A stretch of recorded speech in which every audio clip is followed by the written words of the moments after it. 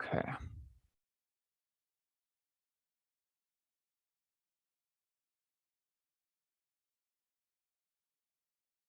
All right.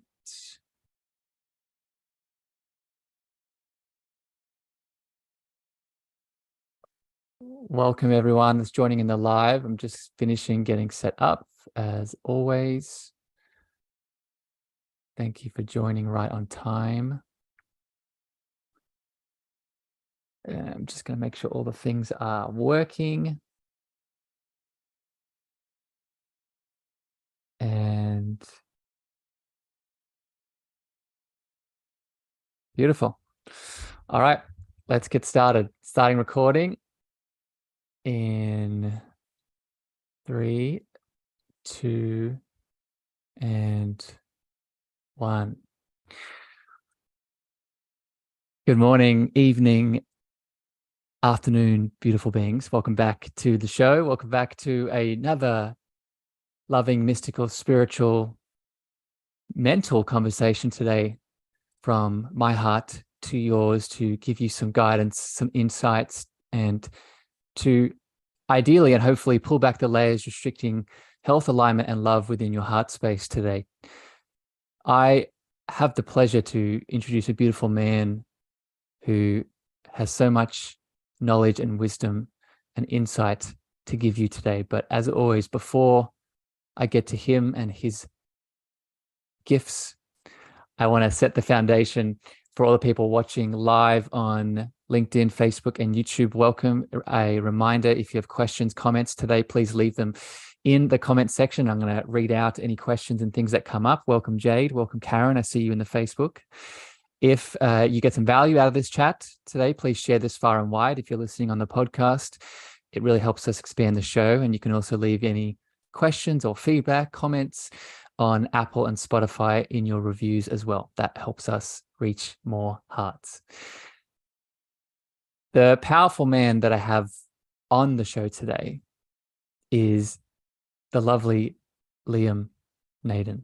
Liam is a speaker, a teacher, an author, and a researcher. He teaches the neurostate rebalancing tool and technique, and the objective of this is to eliminate problems, take control of your life by rebalancing the 4 parts of your brain.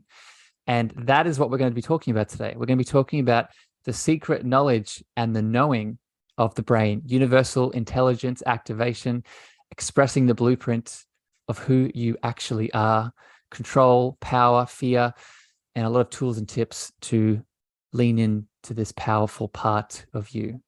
Liam, welcome to the Cosmic Love Antenna. Hello, Harrison. Thank you very much for having me on the show, and it's an honor. I'm looking forward to it. Thank you. The honor is all mine, Liam.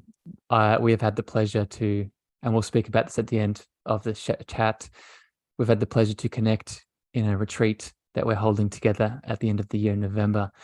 And it's been so nice getting to know your heart and the work that you do in the world and how you show up. And it only felt natural to invite you onto my platform and to have a discussion about all your beautiful gifts and knowledge.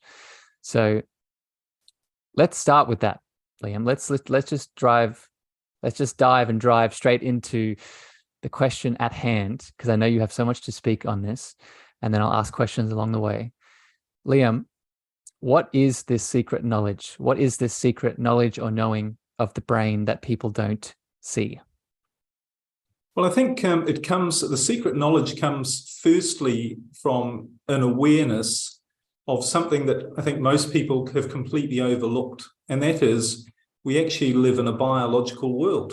We're part of a physical world. And I know that sounds a bit silly. People say, what do you mean I've overlooked that I'm in a physical world? Of course, I know I've got a physical body. But I think what we've forgotten, if we're searching for meaning, if we're searching for purpose, if we're searching for understanding who we are, and if we're also searching to try and find solutions to problems and really create the best life for ourselves that we can, what we often do is we use our thinking, our mind, and we go off in possibly a spiritual direction. And I'm certainly not negating the spiritual direction at all, but it's all tied in. But the missing link, if you like, is this realization that we do have a biological mechanism that we all operate with. And we need to harness that and use that and really realize that this is the tool, this is the foundation on which we can do all of those other things. It's our physical being that allows us to access the other parts of who we are.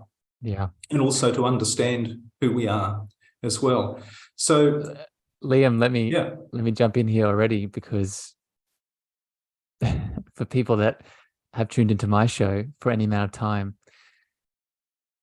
and for all of the new souls popping in, this already is what's the word? This is already a myth buster already happening here, because let me just speak from the spiritual lens, Liam, that you just added in. In many spiritual communities, there is a escaping the body, right? There is a sort of pushing the body away, pushing the body as if it's something that needs to be transcended, something that needs to be forgotten, something that needs to be overlooked to come back to our awakening. But that's not what I'm hearing you say. I'm hearing you say that the body is key, not just to a spiritual awakening, but to sort of showing up in our fullest light. What does that resonate, Liam? Do you agree with that? Absolutely. And when you really think about it, whatever tradition you follow, and many people in the world follow a religious tradition in which they believe in a God or a higher intelligence or an energy or a force that is in control of everything. And from a logical point of view, that makes total sense, that we live in a structured, ordered universe, and it is not only infinite, it is intelligent. And therefore, there is something that is organizing everything and making it happen. But on a physical level, you could say, if there is a God or an infinite intelligence or an energy that is responsible for creating everything, including us and our experience, it's something that we are a part of, an integral part of, then surely that higher intelligence would give us something, a vehicle, Yes. a mechanism with which to experience this physical experience. Yeah. And not only would it give us a physical instrument with which to experience it, but it would want us to experience the fullness of this experience. Yes. Through the vehicle. Through that vehicle. That's what it's been provided for. That's why we have a physical body. It's to give us the greatest experience we can have. So, but often what tends to happen, and I used to do this for many years myself, is you're busy trying to change and fight against the laws of nature. So in other words, you're saying things to yourself like, well, I don't like my life the way it is, but so I'm going to fight against my life. I'm going to, and I'm going to do it through determination or motivation, or I'm going to work on pushing hard rather than going with the flow, because one of the laws of nature, and again, just to make that point, we are governed. You can be as motivated as you like. You can pray as much as you like. You can change your thoughts as much as you like. But if you walk out a 10-story building, you're going to go down. We are governed by physical laws. And if you, for instance, try and stop breathing, you can't do it. So nature, really, the physical, this is the vehicle, but instead of having to fight against it, what we need to realize is when we understand how it works, and then we can actually use that, and we can be like the rest of nature, which is universally, apart from the human species, the rest of nature operates going connected with nature, with the flow, not against it, not resisting, not trying to swim upstream. So it's vital to understand and to acknowledge that, yes, okay, I have a physical body. I live in a physical world, not to try and, as you say, escape from it, because when you can harness this, this mechanism, this machinery that you've been given in the right way, you don't need to escape from it. You realize it's what you're here to experience, and you can experience it in a much greater way. And that's why we're here. That's why we're doing this. Let's talk about that, Liam.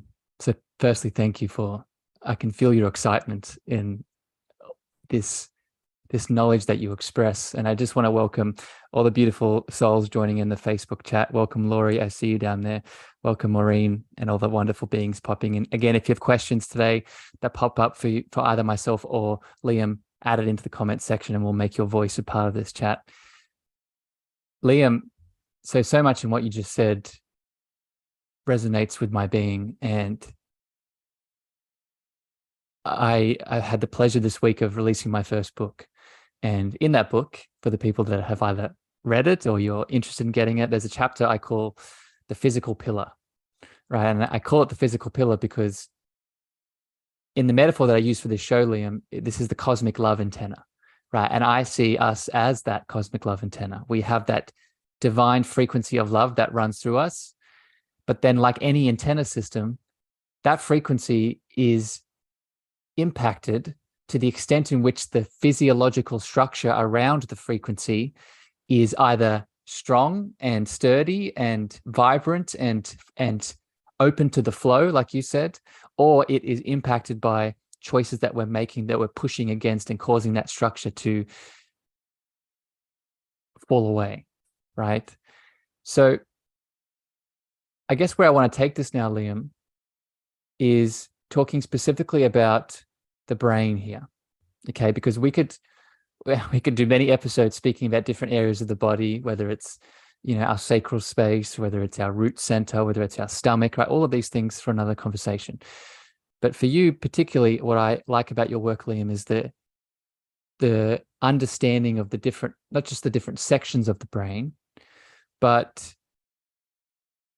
the section of the brain that opens us up to this universal intelligence. So I'm wondering if you could speak to that, speak about that specific section of our brain that allows more of this flow, divine flow into our life. Absolutely. Okay. And this actually relates to what you were alluding to before about, you know, where is this knowledge? You mentioned earlier, where is this knowledge? Secret knowledge. The secret knowledge. Yeah. Because just to make one little point before I get into that, as a bit of maybe a little bit of background, and just to really clarify something about our physical nature.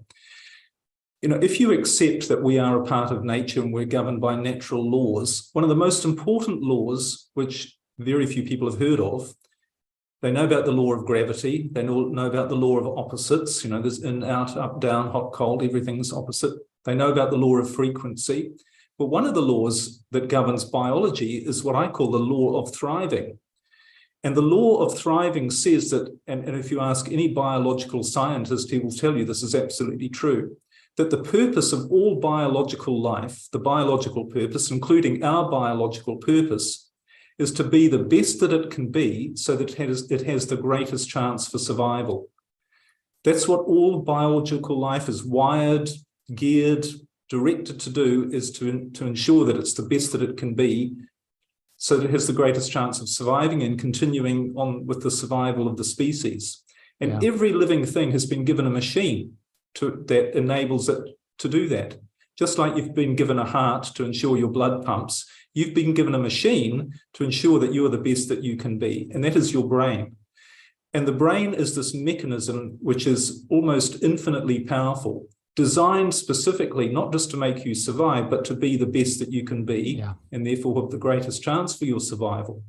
And part of that, and people sometimes say to me, well, that makes sense. I sort of know that. I mean, I've got a brain and it, you know, it keeps me alive and keeps all my organs going. And if I get sick, it works to heal me, directing my whatever needs to happen. And if I cut my finger, there's some mysterious mechanism that heals my finger, and I can accept that it's all directed by my brain. So that's all on a physical level. But if you think about humans, what makes us unique is that being the best that we can be doesn't just mean being our best physically. No. It means being our best emotionally and spiritually. And it's when we are feeling the most fulfilled. In other words, when we're feeling happy, that is the greatest expression. Another word for happiness really is love.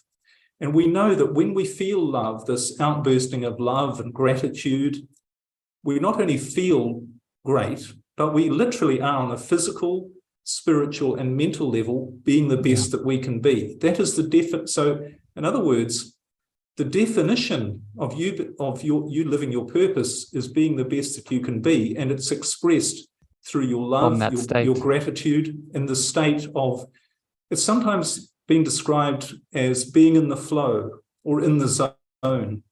And often creators like musicians or artists or athletes, they describe the state, and spiritual people as well, of course, have spiritual words for the state, where you just feel at one with the universe. And not only are you feeling really good, but everything's working in your life really well. Things are flowing. You're making the right decisions. You're inspired with new ideas. You see the right decisions that you should make, and you make those decisions. You're motivated to do that. And you see the wrong decisions that you shouldn't make, and you avoid making those. Now, this is all a function of your brain working the right way to ensure that you're the best that you can be. And when you're in that state, your brain is working the way it should, because you are giving yourself the greatest chance for survival by being the best that you can be. But here's the thing, there are 4 parts to the brain. Let me jump in here before you get into that, because I know where you're going with this and I want to hear about it. But just before that, we get to that, I just want to make sure people heard what you said, right? With this flow state, right? And I've noticed in my experience, Liam, and maybe you can share what you've experienced with this. The more that we recognize it, the more that we bring awareness to that flow state, the more that it moves through us. Right? The awareness of the state itself brings it more through us. Right? Another way to say this would be that universal intelligence that we connect into, that you were just highlighting. It is not the body, it is not the brain, but it is the consciousness that moves through it. So a practical example, and I'd love to hear your thoughts on this, Liam, and then we can keep going with the examples of the different sections of the brain. A practical example of this is when we find ourselves in that flow, in that love. Another word I would add is in that bliss. I would say bliss is another characteristic of the flow. We can allow ourselves to observe it, right? Catch ourselves, because I notice, Liam, that I can keep going. I can just keep doing. I can be in the flow, but then just not take a moment. I guess the word I'm looking for is gratitude and celebrate. What are your thoughts on this, Liam? I just wanted to ask this because I know that you probably have experience with it. Well, absolutely, that's all correct. And the reason for that is, again, physiological. Because when you are in this state, what is literally happening in your brain is you are accessing the part of your brain that is otherwise not accessible, but it's the part that's responsible for managing your life, bringing to you the right circumstances and situations and people. You know, sometimes people say, well, that was luck or coincidence, or how did that happen? Something that unexpected that was good. There's no random events in this universe. It's your creative brain at work. But here's the thing, what all this comes down to is awareness. Because when you actually access the creative, I call it the creative part of your brain, and I can explain a bit more about what that is. But when you actually are able to access this part of your brain so that you are in the flow or in the zone expressing love, your awareness shifts and your awareness becomes expanded, and you don't see anything different to what is. You actually see the truth about what is. So everything that you see when you're not in that state is not the truth. And this is why people, when they're in conflict with themselves and they're saying, I've got all these problems and I've got all this stress in my life and I don't know what to do and I don't know how to figure these things out. The problem is they're not accessing that creative part of their brain, because if they were able to, they would instantly see the truth about their life, their situation, what their problems, quote unquote, actually were, what the solutions actually were, and the solutions would come to them. But and Liam, it comes down to awareness. It's all about a state of awareness, and you can't see it. You can't see the truth until you access this particular state. And can I just make one other thing? Please. People think, well, maybe this is some mystical state that I need to go off and spend 20 years studying with a guru to access. This is our natural state. Our brain is designed to make sure we live like this there's only one time we're not supposed to live like this. We can talk about that. But this is your natural state. It's not difficult. It's not supposed to be difficult. It's supposed to be how you live all the time. So, and that's the great part about it. But you can only know how to do it or how to access it when you know how to access it, if you like. Another way to say what you just said, Liam, it's a remembering of this, right? It's a remembering of this state that we are, right? It's not the reason that it's easy. It's because it's there to begin with. I want to go back to what you said in terms of it. If you're not in it, then you're in an illusion, right? If you're not in it, there is some sort of lie or separation. And I want to bring in what we spoke about earlier with the role of the body. This is, I've found, Liam, and maybe I'd love to get your perspectives on this. This is also where the body comes in to remind us when we are in that state of non-flow, let's just call it, or disconnected from universal source, our body doesn't feel good. Our body will feel tight. Our body will feel constricted. Our body will feel heavy. Our body will feel dense. Our body will feel, there'll be something moving through us. And that in itself is an indicator of something that is most likely in the way of coming back to this truth. Have you noticed this, Liam, in the work that you do? Well, absolutely. And again, it's got a biological, physiological explanation to all of this. Because remember, we said that the purpose biologically of your existence, how you are wired, like all of nature, is to be the best that you can be. And when you're in that state of using your brain the right way, and you're in the flow creative state, you are being the best you can be. Science has a word for that, and it's called homeostasis. And homeostasis is the state called the perfect balance and optimal functioning of the organism. So it's not just humans who have this state of homeostasis, it's all of nature. It's when everything physically is operating perfectly to enable you to function at your best. And of course, we know that all disease is caused by not being in this state. In other words, when you're not happy, when you're stressed and worried and you're not functioning well, it has a direct physical effect on your body. Yeah. So you're not being the best that you can be. Therefore, you are actually shortening your life. You're not giving yourself to the greatest chance for survival when you're feeling stressed. So it actually has a physiological basis. And I think one thing that I figured out, and it took me a long time to figure this out when I was really working on this whole physiological aspect of who we are and how we could harness that to access the best of who we are. One thing I thought of, I thought the brain actually, if you really looking at it on a mechanical level, it's just a machine. It's a machine. And what is a machine? A machine is a mechanism, a collection of components designed to create an outcome. And so your brain is a machine that has only one function, that's to make you the best that you can be, so that you have the greatest chance for your survival. But if you think about any machine, think about a motor car, which is another machine. I often use this analogy, which is designed for a very specific job. It's to get you from where you are to where you want to go. And it will do that predictably, reliably, and it will do that and would also make it an enjoyable ride for you. Yeah. And here's the key, if you drive it the right way, if you know how to use it. So if you don't know how to use it, if you drive it the wrong way, what's going to happen? Two things. One is you're going to get all stressed and going to put in all the struggle and effort and not get very far.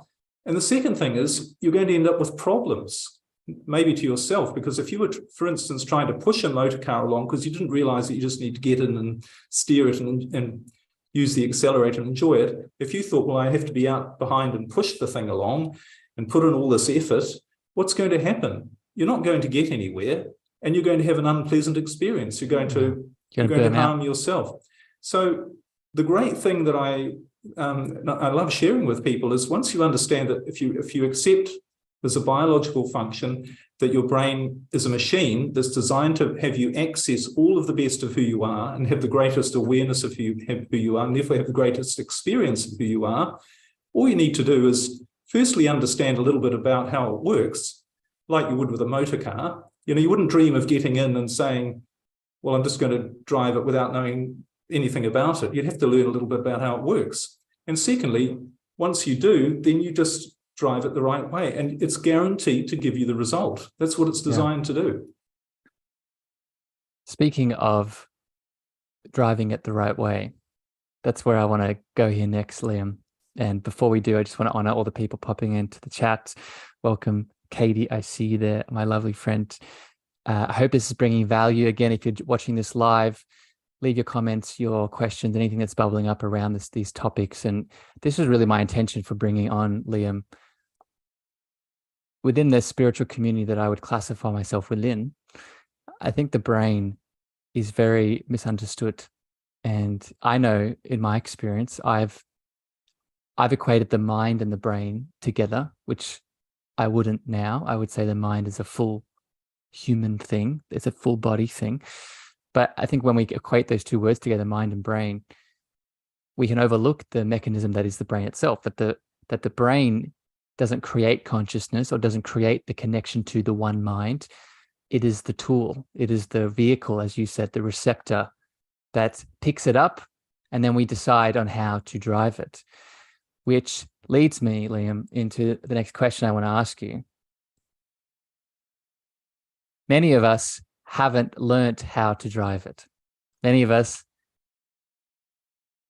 and there's so many things bubbling up for why this is, but the one I want to sort of pose you here is an understanding and the role of the pineal gland and the pituitary gland and what their function is as a part of this vehicle. So I'll throw you the mic here, and then I want to go into discussion around this. Where does the pituitary and the pineal gland come into this secret knowledge within the brain, Liam? Right, well, this is very interesting, and this is getting to the meat of it. Remember, I mentioned there are 4 parts to your brain. Yep, and coming back. The creative part of it, if I could just mention briefly what the other 3 are, in case people are wondering. But the first part is what I call your thinking brain, or your intelligence brain. And this is located in the top of your head. It's predominantly in a physical place, which we call the cerebrum or the neocortex.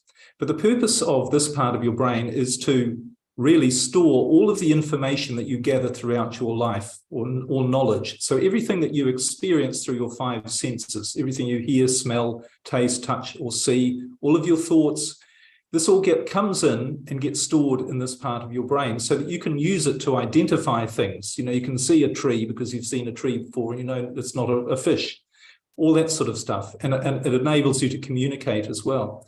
The second part of your brain is what I call your feeling brain, or your emotional brain. And this is responsible for generating chemicals that determine how you feel. And this is located just below your thinking brain. A couple of areas, the hippocampus and the amygdala, are the most well known.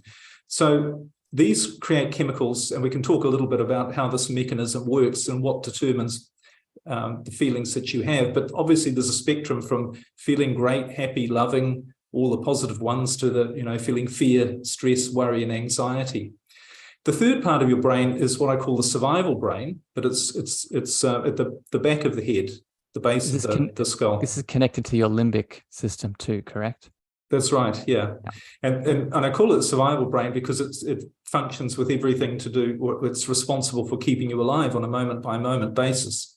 Not through your thoughts, but all the things you don't think about, such as, you know, your breathing and physical bodily functions. Autonomic nervous system, all those things, the parasympathetic, sympathetic. Yeah, exactly. Well, the parasympathetic and sympathetic are a little bit, that's a really, I'm glad you mentioned that, because that, if we want to get a bit technical, that's the key to understanding how your brain works. But for many years, science thought those were really the 3 parts of the brain. But and relatively recently, they've started to uncover there is actually a 4th part to your brain, which is called your creative brain, what I call your creative brain. And you mentioned the 2 areas where that creative brain operates from. Because remember, we are talking about physical locations. This isn't just one of those imaginary theoretical pictures you can have about your brain. These are scientific, you know, science has uncovered these are the functions of different areas of the stuff in your head physically. But your creative brain is primarily what you mentioned before, your pituitary gland and your pineal gland. And science for a long time thought, firstly, these weren't very significant. They had a physical function. So the pineal gland has been associated with your sleep patterns. It produces a substance called melatonin. So, and for a long time, scientists thought, well, you know, it's only tiny anyway, and that's all it does. Okay, fair enough. But more recently, they've uncovered that this part of your brain does an awful lot more for you in terms of determining how your life turns out. And it turns out that these parts of your brain, when activated, are actually your connection to this universal intelligence and to the part of you that is designing your life in a way to ensure that you are the best that you can be. Yeah. So these are the parts that actually are supposed to be activated to drive your life so that you make the right, as I said earlier, you make the right decisions, you're creative, you're imaginative, you have higher awareness, and everything flows in your life. And it all comes from activating these two things. And funnily enough, when science discovered this and they started to look at the deeper functions of this, they found that religions had actually been teaching this for a very long time, but it was guarded secret knowledge. And Liam, not just religions. So first of all, I just want to honor you thank you for outlining the 4 sections of the brain, because it's with that roadmap, we can sort of see what we're dealing with here now. And I wanted people listening to have that knowledge if they didn't already. This is what I want to dive into now with you, Liam, just to take this into this direction of religion. So not just religions had this knowledge. I would say all past civilizations that had some awareness of the energetic, ethereal world. Because where my mind goes, Liam, when you speak about this, I go straight to the chakra system, right? I go straight to the chakra system, and specifically, you know, the third eye and the crown chakra.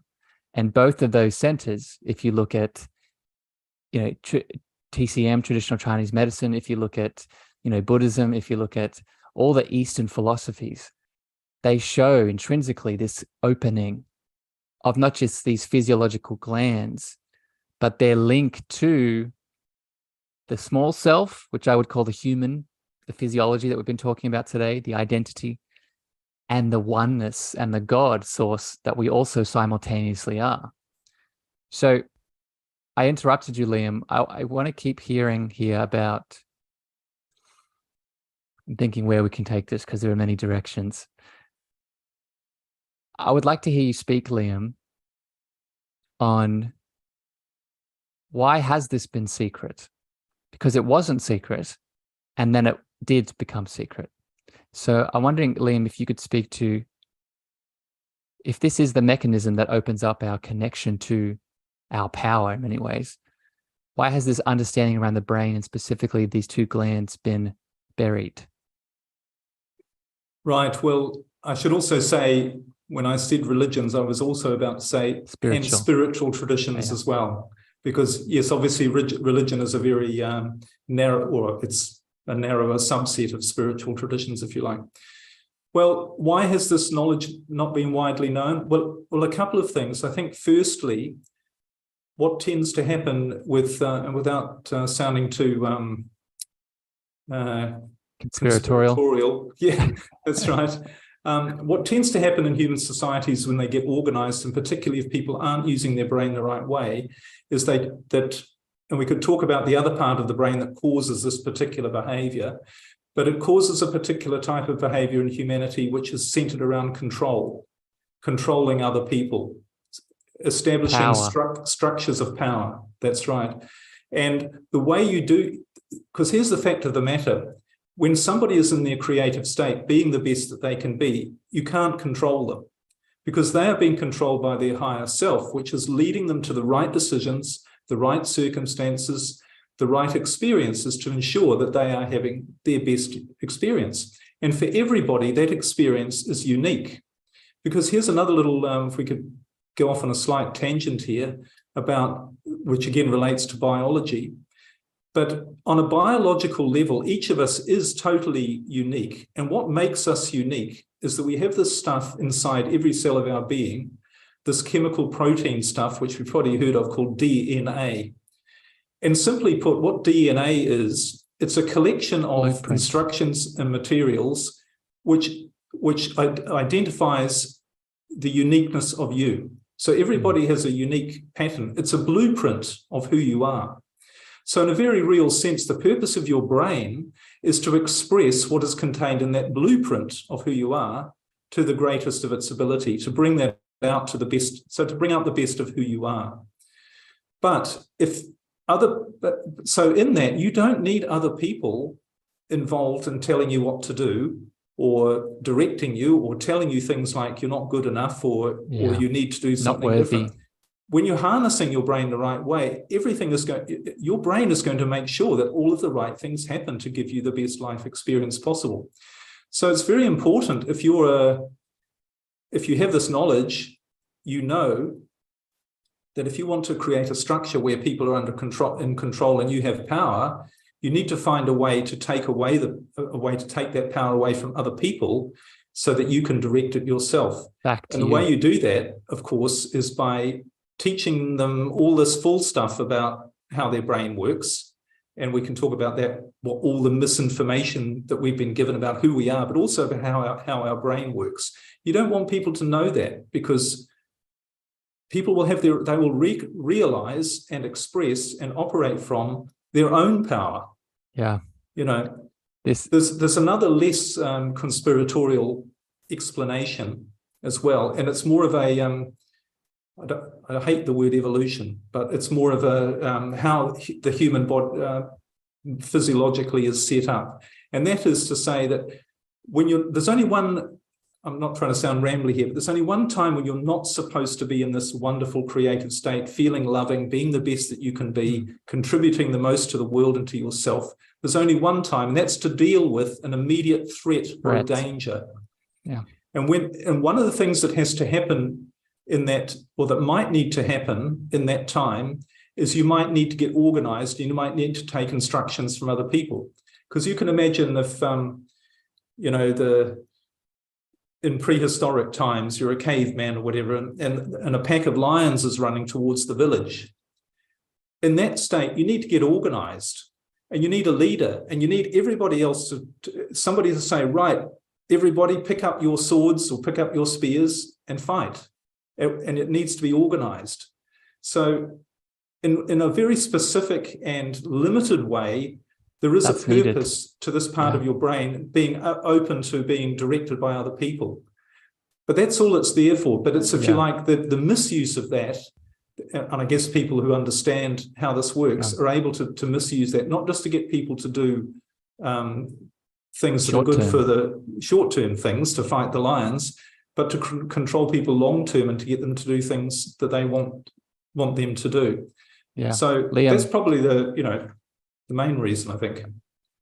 Yeah, it's the reason. I think you just outlined beautifully the dynamic here, and I just want to echo it back a few points just to make sure everyone heard it. The short-term danger response of this lion is coming to eat me, so I need to look outside of me, right? I need to look outside of me for the tribe, the leader, the community, the coach, whoever the thing is, the healer, to support the community. It's very natural. However, and this is where the suppression, the control, the power, the systems, the government, all the things, we don't need to, people can use their imagination. All the frameworks that exist, as you beautifully said, take this short-term danger response and push it into the red long-term, right? And this is coming back to the individual, because I want to make this very clear, because we've spoken a lot about the body today.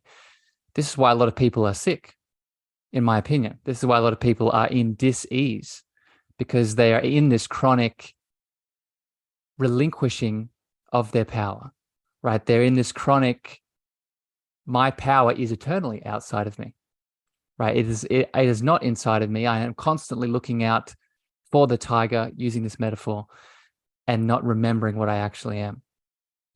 So,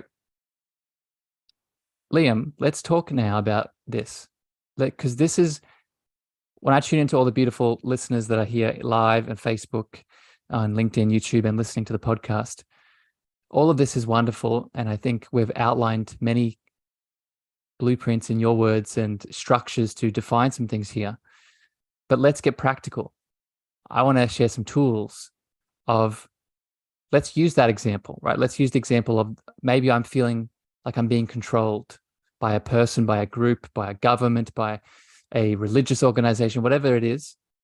And I want to connect back into my inner knowing, my pineal connection, the powerful brain vehicle that is in me that connects me to the source. What are some tools, Liam, that we can implement to do this? All right. Well, the main tool is understanding. And maybe what I mean by that is you need to understand how your brain works. Because imagine if you had a teenage child or a son or whatever who said, Dad, can I borrow the car? And because there's a party 100 miles away tonight and I want to go there. And the father said, but you don't know how to drive it. And the son said, well, that's right. Just give me a quick tool so that I can get to the party tonight. And then I'll learn how to do it later if I need to. But I don't want to, just give me something quick that will fix the problem, if you like. Now, anyone with any sense is going to say it doesn't work that way. There is no quick fix. There only is an understanding of how it works, using it the right way, seeing from your results that it's working the right way, and then operating with a bit of practice. And then that's the way your life goes. So I'm not saying I'm not going to give some tools and some practical advice, but the most important thing to realize is that if you're just looking for a quick fix, I'm not suggesting you're saying a quick fix either, but just if people are thinking, just give me a quick fix. How do I just get my brain working and get my problem solved tomorrow or today or whatever? Or how can I expand my awareness today? It's not a quick fix. It does come from understanding. But the beautiful part is, like with a car, if you take a little bit of time to understand how it works and you practice a little bit and you see the results you get, you don't even need to, that's all you need. Because then you think, well, this is obviously the way it works. It's logical. And one of the things comes down to the fuel that you put in. Imagine if you're in someone comes along to you with your motor car and says, I've got a new type of fuel that's really great. Everybody's saying how great it is. It's called hydrochloric acid. Or no, this is a drink that they're going to give you. And they say, this really new drink, it does wonders for the skin. And you would look at them and you would say, excuse me, what are you talking about? Oh, no, it's fine. You say, look, are you something a bit weird about you? Don't you know that it's going to damage me if I take that? And they say, well, look, I'll give you $1 million if you drink it. And not only that, but if you don't drink it, your grandmother is going to die, and all these other people are going to die, or they're not going to die, but they're all going to think that you're a terrible person because you haven't drunk it. Yeah. But you're going to say, well, it doesn't matter the justification for telling me I should drink that. If I do, it's not going to give me the result I want. And exactly the same thing happens with your brain. If you don't use it the right way, because when I explain why people don't use it the right way, which I'm sure would be good to get onto in a second, and how to do what people really want to know, which is how to use their brain the right way so that they don't have problems, they don't have stress, and everything works perfectly in their life with them being the best that they can be. If you don't know how to do that, then it's just not going to happen. And if you do the wrong thing, it doesn't matter how motivated you feel, or how much you pray, or how inspired you feel, or how determined you are, or whatever those things are, it's just not going to work for you. So here's the practical, and where the rubber hits the road, if you like. Before you get into that, Liam, because that's what I want to hear. I want to hear the practical tips. But again, you're speaking so much knowledge here today, Liam. The consumption piece of what you're consuming and how that impacts the motor that is the brain, the vehicle that is the brain. I just want to make this very clear for everyone watching. That consumption is also, it's not just physical fuel in terms of food, hydration, maybe sun, maybe movement, but it's also what you are letting into your world in terms of the belief systems and the thought processes of your external relationships, right? So, for example, as you were just explaining that example around someone teaching you a certain thing and it being held within a consciousness of fear, that's going to program you, right? That's going to program the brain into acting in a certain way, right? And I guess I'll drop a tip, and then I want to go back to yours, Liam.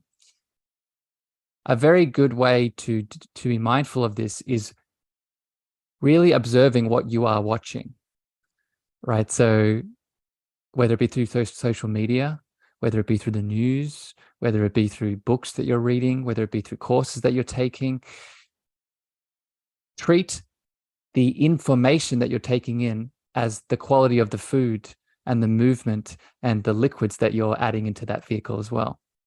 Would you agree with that, Liam? Actually, you've hit it on one. That's exactly right. And this is the reason why that is so true. On a physical, we're talking physical, biological here. So in other words, something that's provable. Okay, but you're absolutely bang on, of course, with that idea. Because here's the way this is the way you're designed to be the best that you can be, living the greatest life possible. You're designed to be in a state where you access, through your pineal gland and your pituitary gland, you access your creative brain, which then directs your life to ensure all of the best things happen to you on a physical, mental, and spiritual level, so that you have the greatest chance for survival by being the best that you can be, which means being happy, and it doesn't mean having problems and stress. That's what the brain state is designed to ensure your life is like. Now, there's only one time you're not supposed to feel like that. And the brain has a mechanism to deal with this as well. And that one time is every now and then, and these days it's hardly ever, but it used to be a lot. Every now and then something may come into your environment that could be a threat to your physical survival. The lion that we talked about. The lion we were talking about. Okay, yeah. So your brain has a mechanism to deal with that. But remember, it's not designed to chase lions or get rid of lions all the time. But what happens in your brain, it actually happens, to get a little bit technical, in your emotional brain.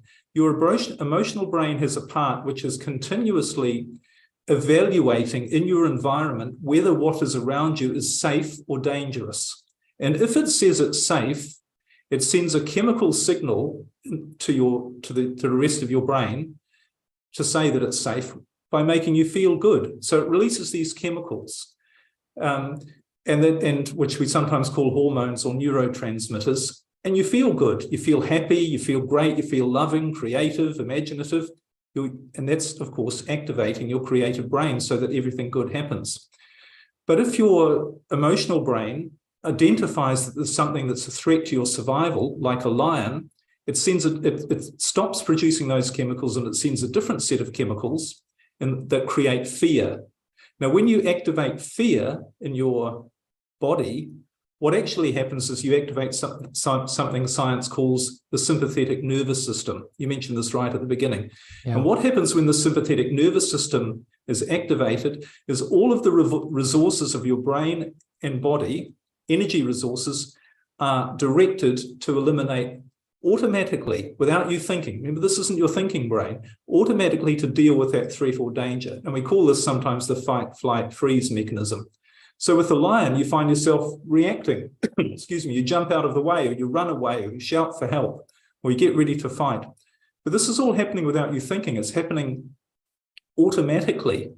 But one of the things that happens, there are several things that happen when you activate this sympathetic nervous system. These are necessary things that have to happen for you to be able to fight off the danger. One is your awareness shuts down, and your brain becomes totally focused on problems and danger in your environment. So your brain is looking out, it's not looking at the trees and the beautiful flowers and the wind gently flowing over your skin and all the nice things. It's blocking all of those things out, and it's saying, where is the threat? Where is the danger? There's a lion coming. What's that noise? Is that a snake in the grass? Where are my threats and what's dangerous in my environment? I need to get rid of it, eliminate it as fast as possible. Now, of course, what's interesting about that when you really think about it is, what are most people doing most of the time? They're focused on their problems in their life. That's all they see. They say to me, you can't be happy, Liam, because you don't, it's all real for you. I've got all these problems. There's all these terrible things going on in the world. World War III is about to start. The stock market's collapsing. We've got diseases and all these homeless people and all, and all these terrible things. And my life, I've got relationship problems and all these things. This is all a function of your being this fearful, stressed state. That's all that your brain allows you to see, because your brain is designed to see the threats and dangers in your life. And Liam, now, of course, just to jump in here, because I can't, this needs to be added to this point that you're saying, because I want to add in the spiritual lens. When you fixate on that, and I'm sure you've noticed this, when you fixate on that small fearful reality that your brain is responding to, and you stay in that, like we've been talking about today, with systems outside of you maybe exacerbating it, right? It becomes your future reality, right? It doesn't just extend in that moment in time, but it becomes your future state, right? It continues to cycle. Like, I just want to make this very clear, because this is the spiritual lens of this, right? The outside world is just your perceptions objectified, right? So if your current perception is, like you said beautifully, there's World War III, there's all of these horrible things out to get me, then that's the reality that continues to reverberate. Do you agree with that, Liam? Yes, well, really what you're talking about, another way of putting it, is everything is perception. Everything about that you see is not about what's actually happening. It's what you think it means, what you perceive it to be. And this is why, a few years ago, I often tell this story, I went from being a multimillionaire to becoming homeless, losing everything, moving back with my mother and sleeping on the sofa in her small apartment. Now, a lot of people would say, oh, that's a terrible thing that must have happened. You'd spent your life building everything up and then it all just disappeared. What did you do? It felt terrible at the time on one level, but looking back on it from a different perspective was one of the best things that ever happened. And in fact, most people, if you were to ask them about things that had happened in their life that at the time seemed like disasters or really terrible things, if they hadn't already seen the perfection in what had happened and how it had allowed them to grow and change and be a better version, in other words, what a gift it was, it doesn't take that much to be able to see the perfection in everything. But when you're in a state of fear, when you activate your sympathetic nervous system, your brain is focused on problems. And if it can't find any, it's going to make more. But when you activate your creative brain, your awareness raises, and a lot of the things that you see were problems, you no longer see them that way, because your brain's perception sees the truth. Because a lot of things we call problems aren't problems. Anyway, people say, well, World War III might happen. And I say, don't we live in the most amazing time in history? If you were to go back 100 years and describe your life to people about what you do without even thinking about, you can turn a tap on and water comes out, or you can talk to someone on the other side of the world instantly. You can get on a machine and go and visit them in just a few hours. They go, wow, if that could be my life, I would be so incredibly happy. But what do we see in the world today? Reportedly, record levels of unhappiness. We should be the happiest people that have ever existed. So that tells you it's not about what's happening, it's about perception of what's happening. I love it. And the perception is framed by the brain state that you choose, or should I say have been chosen for you without you realizing, for you to be in. So if you activate your sympathetic nervous system, if you activate fear, if you allow something, whether it's a belief you have or whether it's something external that comes to you, if you allow that fear to be activated or to create fear in your life, whatever it is, your perception, you are never going to be the best that you can be. You are locked in a different brain state designed to solve problems, not to show you who you are, not to create your ideal life. And people in this state are trying to fix their life. They're trying to figure out who they are, what they should do, what their goals are, what's the purpose of their life. You can't do that. Your brain is not equipped in that state to do that. All of the power to do that is in your creative brain, because here's one other point. Remember I said your body takes all of the energy that it can from anywhere to deal with a danger or threat. That's what it's designed to do. It takes it from your creative brain. It literally shuts down your pineal gland, your pituitary gland, and the parts of your creative brain that are designed to do that. You don't have access anymore to higher awareness, to the truth, which is really all higher awareness is, simply the truth.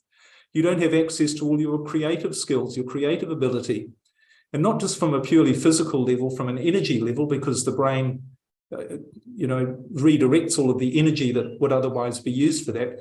But those aren't helpful if you're facing a lion. There's no point, as I say, if a lion's attacking, you're not going to be thinking, no, what are my options here? I need to sit down and write a strategic plan on how to evaluate the situation.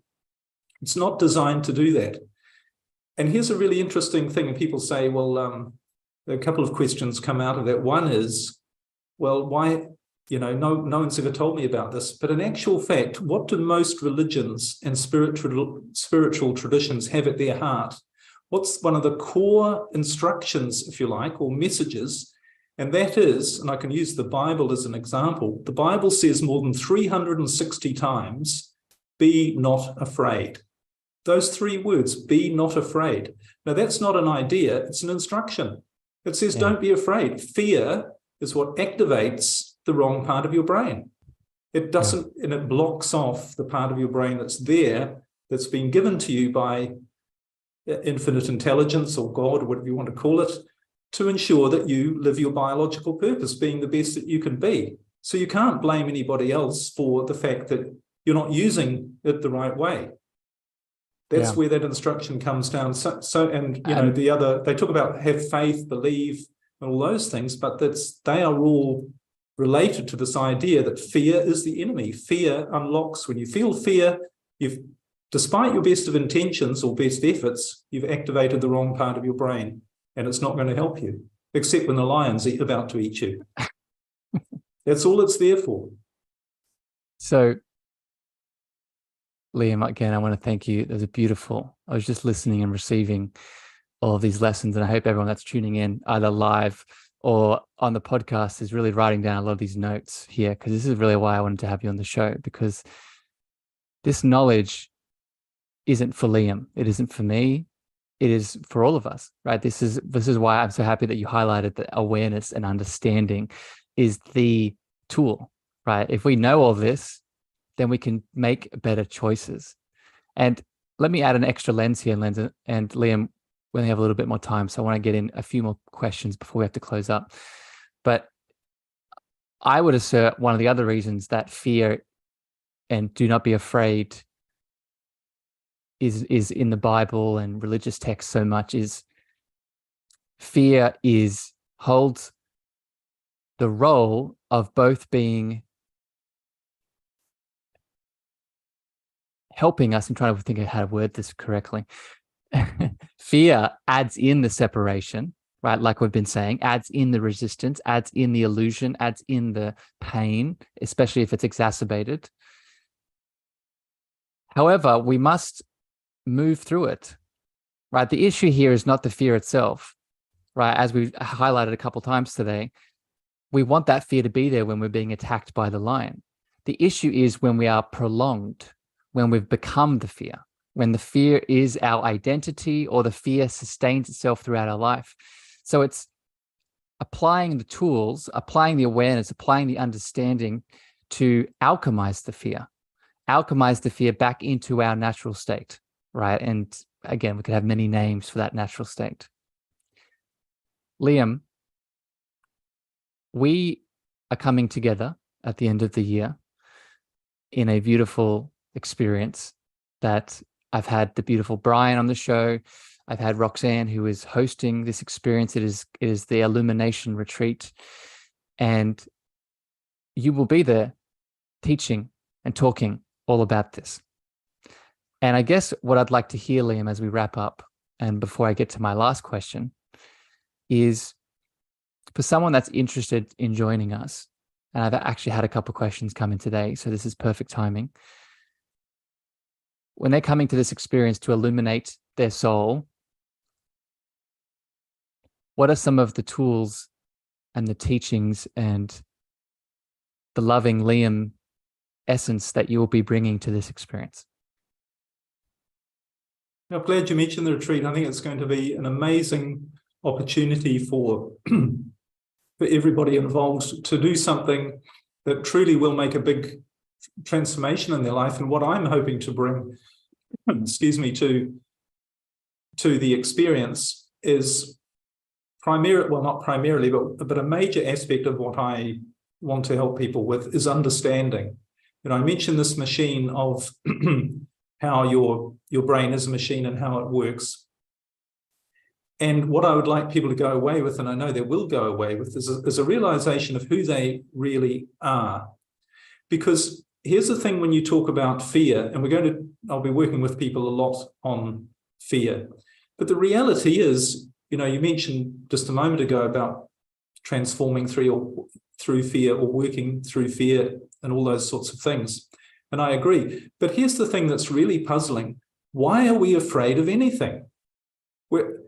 If a lion is not about to eat us, we're only designed biologically, and our brain is only designed to deal with fears that are actually real, something that is there that is about to eat you. It's that, or a car is coming towards you and you jump out of the way. These are real threats and dangers. Everything else is simply faulty perception.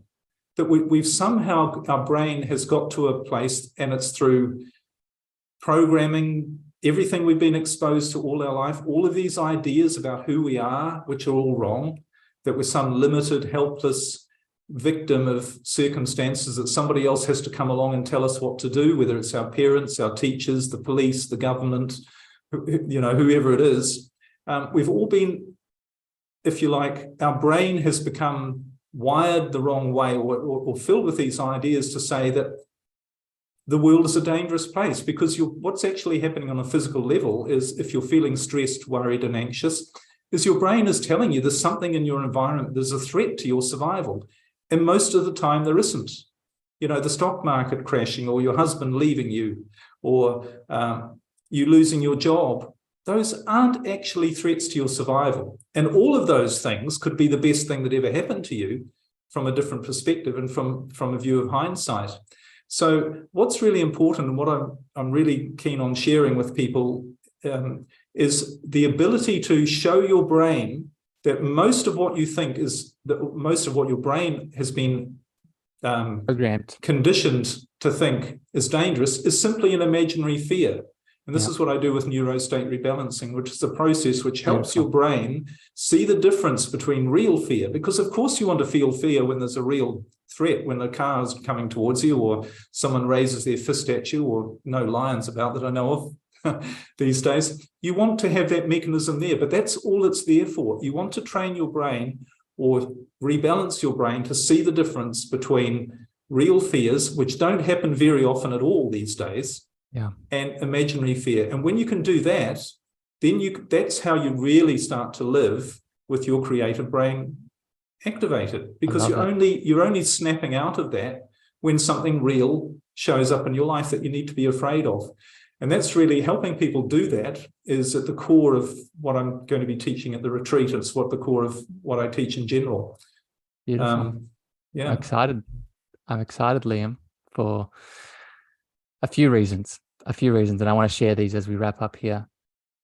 One, as people have tuned in today to tune into your beautiful energy and your teachings, what this highlights to me is a remembering of the holistic being that we are, right? In my opinion, we cannot fully come back to the deeper state of love that we are, alignment, and deeper stages of health if we don't treat ourselves spiritually, physically, emotionally, and mentally, right? And how I see your beautiful work, Liam, is a puzzle. It fills the missing puzzle piece in many people's lives, right? And this fear element, as you've talked about in many ways today, it governs our life. And if we can take our power back with this practice that you teach, it changes your reality.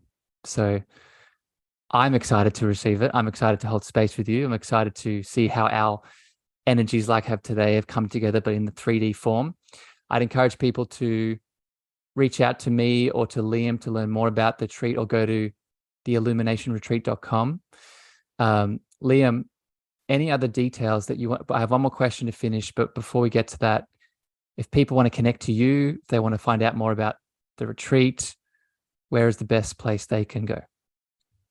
Just hop on my website, which is just my name, liamnade.business. And they can contact me directly there, and love to answer any questions or provide insight. Beautiful.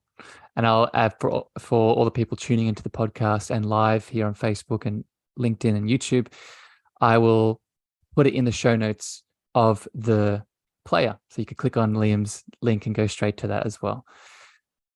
So Liam, my final question here for you today, and I'm actually really interested to see how you answer this question based off everything you've shared today. This is the cosmic love antenna. And one of the reasons I am so fascinated with love in general is because as a little boy, I became very disillusioned with my higher power being taught to me through the religious lens, being a man on a cloud outside of me. And that led me to a lot of tension and resistance, didn't feel correct. I became atheist. But then I came back to the spiritual connection with an understanding that love is my higher power. So, Liam, I'm interested in your world. How do you define that love word yourself? Well, love is simply the absence of illusion. Love is truth. And there's a book that has a title, Infinite Love is the Only Truth. Everything else is illusion. And that's it. We are pure love. Everything is pure love. And everything else that isn't pure love is simply not real. It's an illusion. And the great thing is when you activate your creative brain, you see that.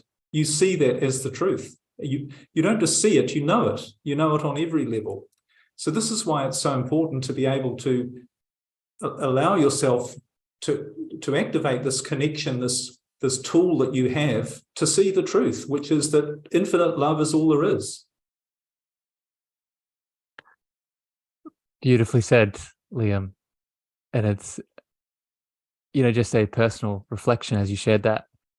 That's where our work intersects together. I feel like your beautiful work with the brain, everything we've talked about today, and my work with the heart. I would say that love is the other end of the spectrum to the fear, right? When we break through the fear that we've talking about today, as you just highlighted, we fall back into the baseline love that we've been this whole time. So thank you, Liam. Thank you, loving Liam, for your time today. Thank you for your energy. Beautiful beings on Facebook, LinkedIn, and listening on the podcast. Thank you for your energy. Thank you for your time. If this brought you value today, please share this far and wide. If you have any comments, any feedback, leave it over on Apple and Spotify. But regardless, Liam and I love you unconditionally. And until next time here on the show, we'll see you again very soon. Bye, everyone.